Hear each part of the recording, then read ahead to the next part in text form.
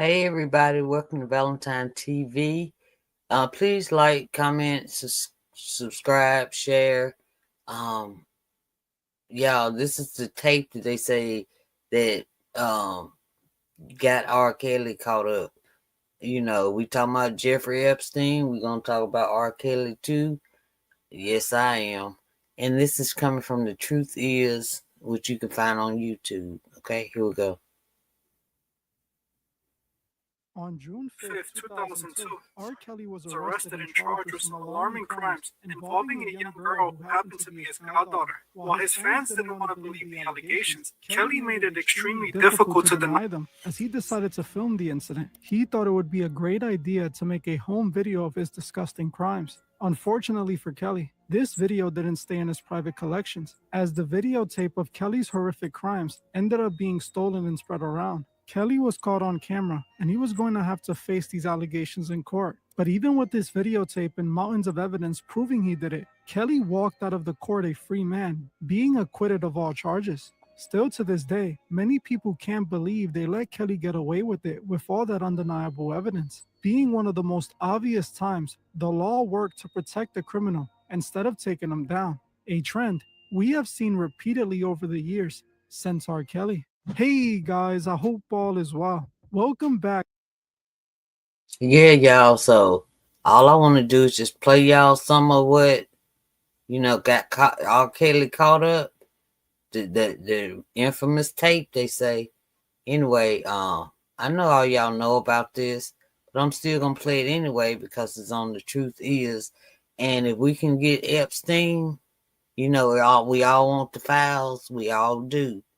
This is the same to me. A victim is a victim. Okay? This may be old, but The Truth Is has it on, and I'm going to play it. This is Valentine TV. Please hit that subscribe button. Thank you so much.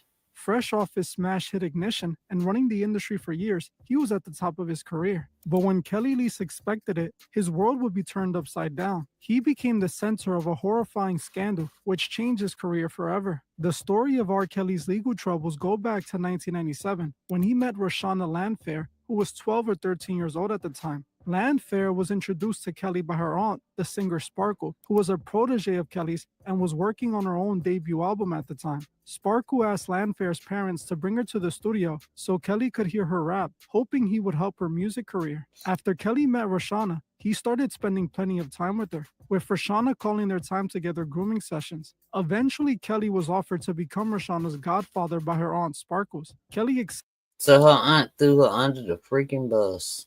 accepted the offer and used this as an opportunity to take advantage of Roshana. As soon as he took on the role, he started his inappropriate relationship with her. Between 1998 and 2000, Kelly did horrible things to his goddaughter. In at least one of those instances, he decided he would record it for God knows what reason. After making the video, Kelly kept it right in his collections of home videos. It doesn't seem like he tried to hide his extremely incriminating tape at all, as out of nowhere, the tape would be stolen from his home by a disgruntled employee. This person then made copies of the tape and leaked it. Eventually, the tape was floating around the internet and even made its way to the streets, as bootleggers were selling Kelly's tape alongside the latest blockbuster movie. The tape of Kelly was spreading like wildfire, and it wouldn't be long before the tape landed in the hands of the media. So that means everybody knew about it. A lot of people knew about it. Nobody said a word. 2002, someone working in the Chicago Sun-Times mailroom opened up an envelope that was sent to the news station anonymously through FedEx. The envelope was addressed to a reporter named Jim DeRogatis. Inside the envelope was an unmarked tape, and when those at the news stations played the tape, they saw the biggest R&B singer in the world bumping and grinding with his own teenage goddaughter. This tape was exactly what Jim was waiting for, as he had been trying to expose Kelly for months now, previously reporting on other allegations made against Kelly with young girls. Now, out of nowhere, the undeniable proof he needed to bring Kelly down landed on his lap. According to the news, the over 27-minute long videotape seemed to show R. Kelly engaging in sex acts with the young girl, with one part. Oh my God. Yes, yes, yes. We have to stop protecting everybody. Y'all see what about Celeste? Found frozen, all of that kind of stuff. Look on my last video. All right. we have to start telling. Ain't no celebrities, I don't care what. People do strange things for a little bit of change, okay? And to keep stuff hidden. So we ain't gonna hide R. Kelly either, okay? Even though he's already in prison serving his time, and they brought this out for whatever reason, I don't know, but it's something. It's got to be something. So we're gonna do it. Part of the video showing Kelly going #1 on the victim, to say it lightly. Well, thank you. On Wednesday, a shocking development. Police arrested a popular singer on charges. NBC's Jim Avila has the details. The hottest rhythm and blues singer in America, R. Kelly, the man Vibe magazine called the new millennium Marvin Gaye, now in handcuffs, arrested in Florida and charged in Chicago with 21 heinous crimes against an underage girl. The key evidence, say police, a videotape made by the singer himself. FBI forensics experts from Quantico have closely examined the tape. They tell us it's authentic.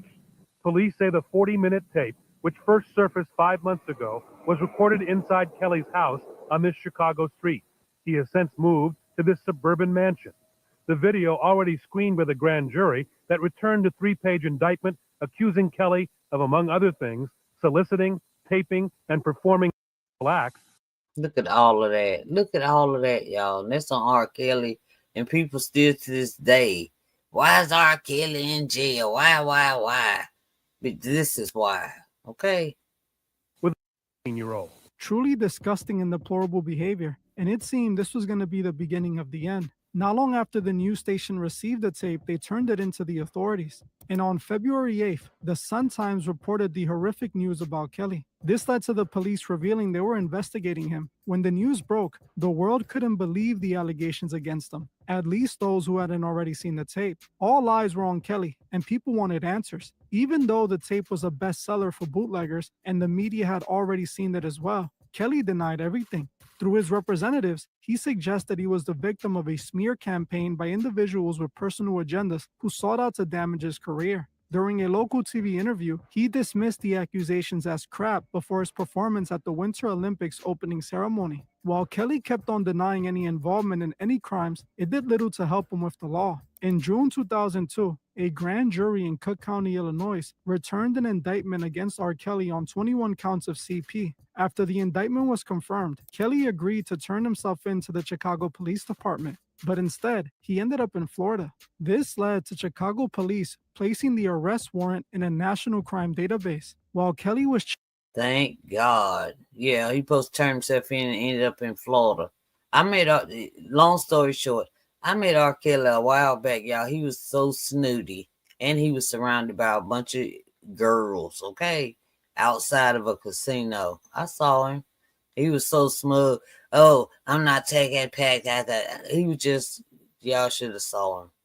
Summertime, hot outside, you in the fur, right? Chilling in his vacation home in Davenport, Florida. Out of nowhere, the authorities showed up at his front door. They presented him with a warrant and arrested him on the spot. While they were at his home, they searched his property only to find more evidence of his crimes, seizing a digital camera that allegedly contained additional images of him with a young girl, leading to 12 more counts of CP being filed in Florida. Kelly was then extradited from Florida to Chicago to face his charges. When he faced the judge, he denied all the charges, posting $750,000 bail, leading to his release the very next day after his arrest. Now, after the indictment in 2002, Kelly was set to start trial months later. But for many strange reasons, the start of the trial was delayed for 6 years, pushing the trial start date to May 2008. The case 6 years. 6 years, y'all. experienced multiple delays for several years following his indictment in June 2002. The reason for the delay included the preceding judge injuring himself, a prosecutor having a baby, and R. Kelly missing a scheduled court appearance because his tour bus was stopped for speeding in Utah. On top of this, Kelly's lawyer found every possible way to postpone the trial as long as possible. Eventually, 6 years went by, and when the trial was finally set to start, many thought Kelly was truly cooked. But even though there was so much evidence, like a literal tape that he made himself, Kelly still had the support of his fans. They showed up to the trial and declared Kelly an innocent man. They called the tape fake and an extortion attempt, a tape that the prosecution had formed their entire case around, and they were confident would sink Kelly. When the trial started, the prosecution's main argument was that R. Kelly had sex with his own goddaughter when she was not legally old enough and produced a video recording of the incident. During the trial, the prosecution showed the full 27-minute tape to the jury. Although the videotape was mailed to them anonymously, they cited several reasons why they believe Kelly was the individual in the tape. First, they proved that the tape wasn't a fake. They brought in an FBI forensic expert who verified the authenticity of the tape, dismissing the defense claim that the video could have been faked or heavily altered. After proving the tape was in fact real, they presented their evidence on why the man in the tape was in fact R. Kelly. In the video, the man seen committing the crime had a mole on his back that was visible in the video. The prosecution brought in a forensic expert to testify that a dark spot visible on the man's lower back in the video was in the exact same position and about the same size as the mole on R. Kelly's back, which was confirmed by photographs taken after his arrest. On top of this, the prosecution brought in a retired Chicago police detective who testified that the location where the video was filmed matched R. Kelly's home in Chicago. He pointed out that R. Kelly had a log cabin themed room that matches the scenery that's seen in the video. And R. Kelly, y'all already heard how he treated them young girls, and finally the I don't know why the goddaughter or whatever did not, but she denied it was her in the video, right? So it led on and on until she became of adult age, and it's either her, she would have been going to jail for lying, or she would have had to tell the truth. And she decided to tell the truth, and that was it. Prosecution also pointed out that during the video, the man literally asked the girl in the video how old she was, where she told him her age. Do you like teenage girls? When you say teenage, how old are we talking? The prosecution also tried to establish a pattern of behavior, showing that R. Kelly had done this to others, like when he groomed and ended up marrying Aaliyah when she was still a teen. But unfortunately for the prosecution, the judge didn't allow that as evidence. The main problem the prosecution had was identifying the victim, who was only referred to as Jane Doe at the time that we now know as Roshana Landfair. Landfair not only refused to testify, but she went as far as denying it was even her in the video. This led to the prosecution accusing the victim and her family of being paid off in order to protect Kelly. But even without being able to introduce a pattern of behavior or identify the victim, the prosecution still felt they had a strong case as they had him dead to rights in a full-on video. They likely thought that there was no way they were going to lose this case. Kelly was mainly represented by the attorney Edward Genson, who was known as the Dean of Chicago's criminal defense attorneys, named the go-to lawyer in town by Chicago Magazine. Genson approached the trial with a minimalist approach. His defense argument was pretty much R. Kelly didn't do it.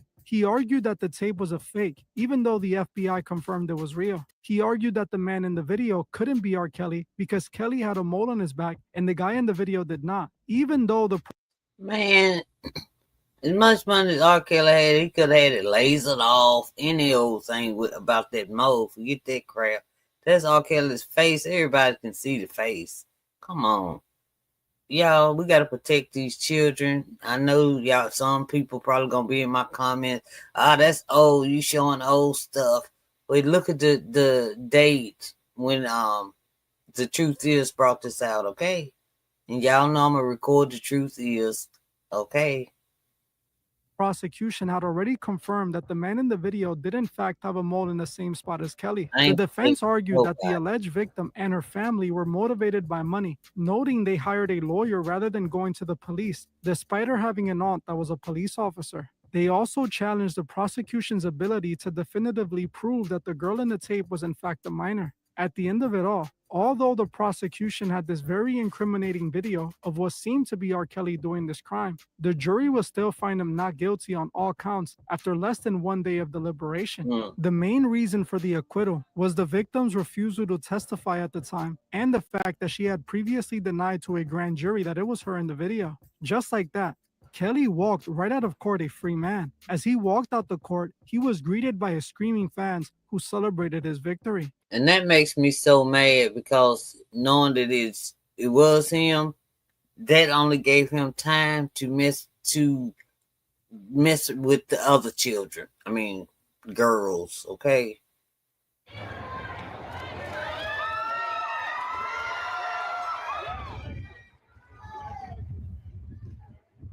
He successfully managed to beat the case and was vindicated by the courts. Although they presented video evidence and it all pointed to Kelly being guilty, the courts declared him innocent. After the trial was over, Kelly didn't waste no time, using all the media attention the trial had gotten him to further boost his career. He continued to tour and record new music. His career thrived, and he released several hits during this period, selling millions of albums and packing concert venues. It seemed like the man had put those allegations behind him and was back on top. But while Kelly was under the impression he had won and had put it all behind him, fast forward a few years later to 2017, and that illusion quickly faded. See, while Kelly was able to convince the courts and some of his fans that he was an innocent man, there was still one man who wasn't buying it. The one person who started this off, who had been trying to expose Kelly for almost 20 years now, the reporter Jim DeRogatis. After Jim exposed him back in the 2000s, he never stopped trying to bring him down. As in 2017, months before the rise of the Me Too movement, Jim dropped a new investigative report about R. Kelly, this time for BuzzFeed. The article included accusations that R. Kelly had now set up his own ex-cult, with accusations from 3 sets of parents who claimed the singer was holding their daughters in an abusive, controlling environment. The report alleged that Kelly controlled every aspect of the women's lives, including what they ate, how they dressed, and when they bathed. It was also alleged that the girls were required to call Kelly daddy. These allegations I'm so glad them parents came forward because, this may be owed to us, but it ain't owed to the victims. They got to live it for the rest of their lives. Allegations exploded in the media and sparked a new wave of public outrage and activism, including the launch of the Mute R. Kelly movement. This Mute R. Kelly movement would eventually cause the downfall of R. Kelly as we know it. After the Mute R. Kelly movement started trending, it wasn't long till it all finally caught up with him. On January 2019, the nail in the coffin for R. Kelly had been hammered in when the documentary Surviving R. Kelly was released on Lifetime. The documentary revealed a pattern of predatory behavior by Kelly dating back to the 1990s, including his illegal marriage to Aaliyah in 1994. In the documentary, survivors detail how Kelly used his fame and wealth to groom victims, often promising to help their music careers. He would then allegedly isolate them from their families, confiscate their phones, and enforce strict cult-like rules in his home and studios. A major focus of the documentary was how the music industry, fans, and various enablers allowed Kelly's alleged abuse to continue for over 25 years without serious legal or professional consequences, despite numerous lawsuits and the infamous 2008 CP trial in which he was acquitted. The documentary was critically acclaimed and had a significant real-world impact, leading to renewed public reckoning and accelerating criminal investigations that ultimately resulted in R. Kelly's conviction and imprisonment. Immediately after the documentary, the public sought out to put pressure on companies like Spotify, Apple Music, and Ticketmaster to stop working with Kelly, leading to canceled concerts and Kelly being dropped by RCA Records. Around this time, Kelly showed up to do an interview with Gayle King, where he tried to declare his innocence while crying like a baby. At one point during the conversation, he stood up and started yelling, telling Gayle King, "I'm fighting for my effing life," while visibly crying and hitting his chest. And scared Gayle King got scared with that. But point of the matter is, he crying about now he gonna get to see his kids and grandkids and stuff like that. And you should have thought about that before you messed with somebody else's. Okay. I'm fighting for my life. Y'all killing me with this. I gave y'all 30 years of my career. Robert. 30 years of my career. Y'all trying to kill me. You killing me, man. This is not about music. I'm trying to have a relationship with my kids. And well, you had relations with other people's, okay? I can't do it. During the interview, he also called his accusers liars and claimed he was being assassinated. But this did nothing to help him. His record label dropping him quickly became the least of his worries, as on February 22, 2019, Kelly was arrested by Chicago police on 10 counts of aggravated criminal SA related to 4 victims, 3 of whom were way too young at the time. Kelly would go on to turn himself in and was released on bail after a few days. The initial arrest will start a sequence of arrests as on March 6, 2019, he was taken back into custody for failing to pay over $160,000 in child support he owed to his ex-wife. He was released a few days later when an anonymous person paid the full amount, which led to his third and final arrest on July 11, 2019, with the U.S. Attorney's Office for the Northern District of Illinois unsealed a 13-count indictment, including CP and obstruction of justice charges. A separate federal indictment for racketeering, kidnapping, and S-trafficking was also filed in the Eastern District of New York. After his arrest, R. Kelly faced 2 federal criminal trials, one in New York in 2021 and another in Chicago in 2022. Kelly was facing life in prison in the New York federal case and another 15 years for the CP case out of Chicago. When the trial finally started, the prosecution went in guns blazing, using RICO charges to present a wide-ranging case, arguing that Kelly ran a criminal enterprise with his entourage to recruit and exploit women and young girls over the span of decades. This approach allowed them to introduce evidence of uncharged bad acts and a pattern of behavior stretching back to the 1990s, including his illegal marriage to Aaliyah. Unlike the last trial, this time the prosecution had a lineup of witnesses and victims eager to testify. Numerous Thank God, a lineup of witnesses, which includes the little 12 to 13-year-old that said it wasn't her in that video.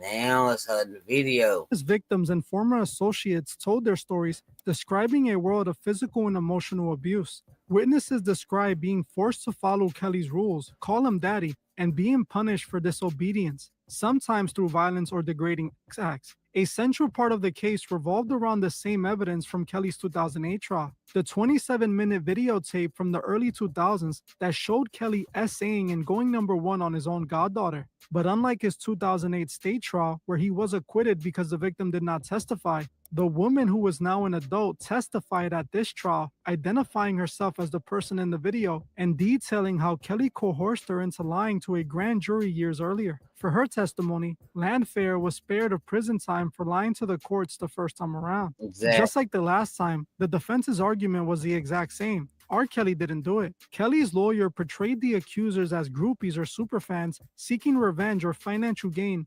They weren't freaking groupies, they were victims.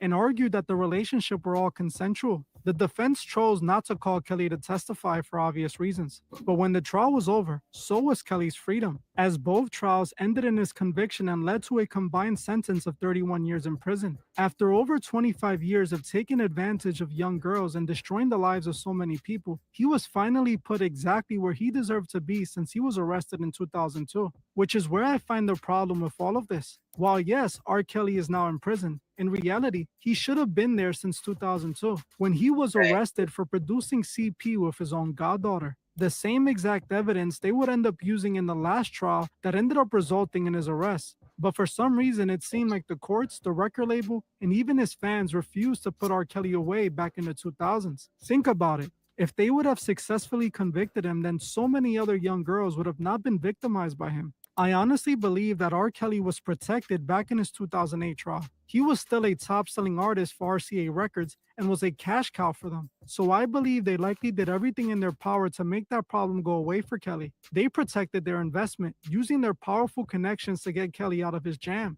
I also have to call out his fans too, as they helped paint this image that R. Kelly was innocent, even though that tape clearly showed them as the monster he is. The music industry fans and the courts allowed Kelly to keep doing what he was doing, allowing him to literally reoffend God knows how many times. By the time he was finally arrested, he had formed a full-on ex-cult, taking advantage of so many young girls. And the sad part of all of this is that the only reason he ended up behind bars was because of the Mute R. Kelly movement trending. It literally took a documentary and a full-on mass movement from the public to get R. Kelly arrested, even though the courts and the music industry already knew he was guilty. I also find it quite interesting that the record labels dropped Kelly this time before the trial started. They did this because they were in the middle of the Me Too movement, and they would look like monsters if they continued to protect Kelly like they did in the 2000s. So they dropped them, and this time, without their help, the trial ended completely different than the last time. Clearly, everyone Yeah.